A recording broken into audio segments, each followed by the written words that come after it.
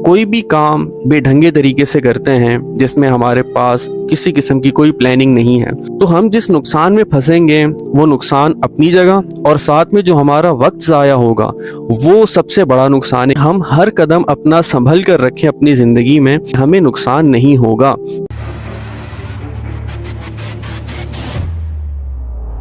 आप अक्सर कभी डॉक्यूमेंट्री देखें, आप बहुत से चैनल्स हैं टीवी पे जिसमें दिखाई जाती हैं, जब किसी भी जानवर को नदी पार करनी होती है तो वो जितने भी जानवर होते हैं, चाहे हिरन हो गया, शेर हो गया, चीता हो गया, या इस तरह के कोई और जानवर हो गए, तो वो फ़ौरन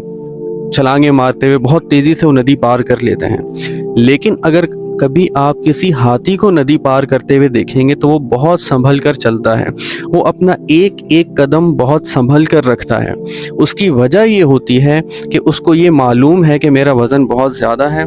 और इस पानी के नीचे कहीं पर भी ऐसी ज़मीन हुई जो नरम हुई, और अगर मेरा पाँव उसमें धंस गया तो मसला ये होगा कि मेरे लिए वो पाँव वापस निकालना बहुत मुश्किल हो जाएगा। तो इसीलिए हाथी अपना पाँव जमाने से पहले उस ज़मीन को अपना पाँव हल्का सा रखकर देखता है कि कहीं ये ज़मीन यहाँ से नरम तो नहीं, उसके बाद वो संभल कर कदम रखता है और वो नदी पार करता है। अब एक हाथी को ये किसने सिखाया? जाहिर सी बात है, अल्लाह ताला ने।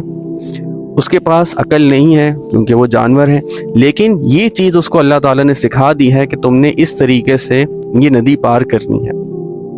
अब इसी तरीके से अगर इंसान की बात की जाए, इंसान अपनी ज़िंदगी में बहुत से फैसले, बहुत सी चीज़ें इस तरह कर रहा होता है जिसमें उसको ना उसके पास कोई प्लानिंग होती है, ना किसी किस्म का मशवरा होता है, ना ही इल्म होगा और ना ही हिकमत, और उसको नहीं पता होता कि जब मैं ये अमल करूँगा इसके बाद मेरे साथ नुकसान क्या होगा। तो ये सब चीज़ों को जब वो नज़रअंदाज करके कोई भी मामला करता है और फिर जब वो नुकसान उठाता है तो उसके बाद उसको अफसोस होता है।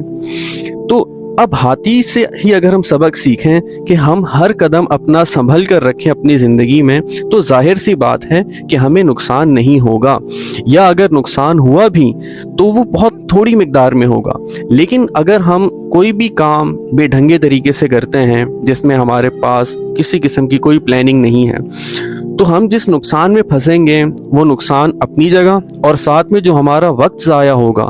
वो सबसे बड़ा नुकसान है, क्योंकि वक्त ज़ाया करना जाहिर सी बात है खुद ही बहुत बड़ा नुकसान है। तो ज़िंदगी में कोई भी मामला जब करना हो, बहुत संभल कर, समझ बूझ कर, बड़ों के मशवरों के साथ हमें वो ज़िंदगी के मामलात को आगे बढ़ाना चाहिए है।